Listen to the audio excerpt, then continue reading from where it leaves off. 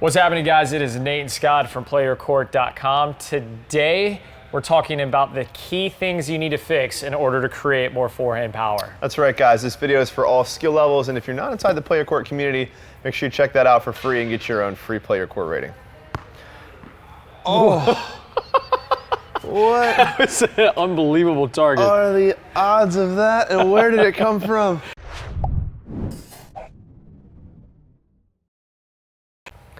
All right, well now that we're not under siege anymore. A shot from a court over. That ruined my Friday. But in any event, in our previous two forehand videos, we talked to you guys about tension and how it can rob you of power. If you're squeezing the racket too tight, it can really be a problem. And we talked about timing, messing up your contact point. You can catch the ball late or too far out in front, and that's going to rob you of power as well. So today, moving on to part 3, which is? We're going to talk about footwork, all right? And so it's so important that we fix these 3 things, because a lot of times when we start moving on to creating increased racket head speed and getting more power, more spin, the things that really establish a weapon. If you have one of these roadblocks, you may not be able to access what essentially is the rest of this course. The other 3 videos that are coming out talking about power, you have to fix these 3 first. Got to walk before you can run. You can't really keep adding on and getting to that high level of play and high level of power that you want if you don't have the basics and the foundation, right? So. No doubt, no doubt. So the footwork. So what I often find is when I'm on court with students that sometimes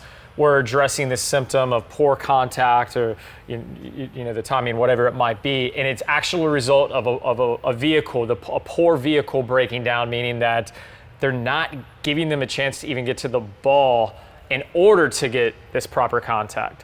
And really to understand footwork, imagine in baseball if you made the plate, the hitting plate, really, really large, right? And so it's like your strike zone for power is this. It's not a small window, but it's not an unlimited window. And if suddenly you were having to cover this massive plate and stretching, it'd be really hard to hit home runs. That's why T-ball is so easy for adults, right? Because it's right there in your strike zone. That's really what we're trying to do with our feet, right? We're trying to get in a position where every ball is right there on that tee for us. 100%, yeah. It's like you're a mobile strike zone. You've got to create the strike zone with mobility. All right, so let's jump into the very first part. We're going to talk about what it means to be on the balls of your feet. This is something that's sometimes overstated, but often misunderstood. You'll see here, Nate and I are just rallying up the middle of the court, but I'm really practicing on keeping all of the weight on the toes of my feet. The balls of our feet act like springs where we can push from the ground to quickly react. And the second we get flat-footed or those heels hit the ground, those springs disappear and we can't move to the ball quickly. Also, a huge part of staying on the balls of your feet is the proper split step. You'll see here as Nate hits the ball, my toes hit the ground and I'm able to quickly spring in any direction to track down that ball. We'll get back to coaching in just a second, but first, we sincerely appreciate you watching our channel, and as a thank you, we want to give you our 6-part Forehand Mastery video course for free.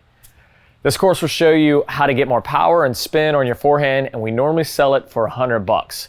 But if you stick around to the end of this video, we'll give it to you for free. All right, let's get back to the coaching.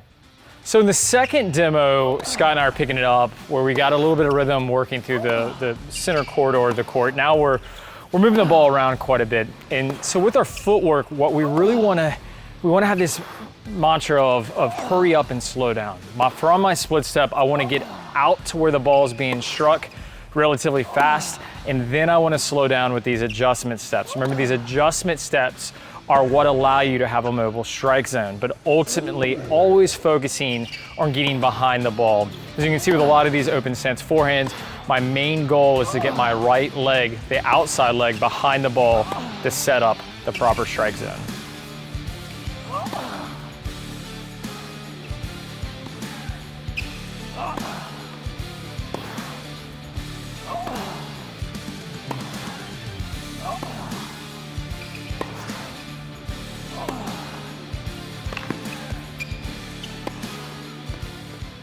All right, guys, so in summary here, 2 very important things to remember, and the first is stay on the balls of your feet. This is super important because, as we talked about, you need to use your feet as springs, and if you're flat-footed, you're going to be slower to the ball. Also, a huge part of being on your toes is having an efficient split step and being able to change directions quickly.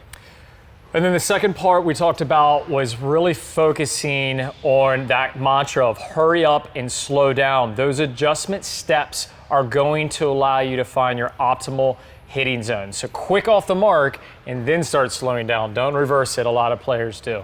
All right, guys, hope you enjoyed that instruction. And now it's time for the gifts. We appreciate you watching our channel. We appreciate you making it all the way to the end of the video. So here's what's up. There's a course we sell on the Forehand for $100. Yours free. Check it out in the comments section. Also, if you're not in the Play Your Court community, unless you hate fun, you probably should click the second link in the comments section and take a free trial to see what that's all about. I promise you won't regret it. So we'll see you guys in the next video. Get in there, check it out. Let's go. See you guys. Right now. Go do it.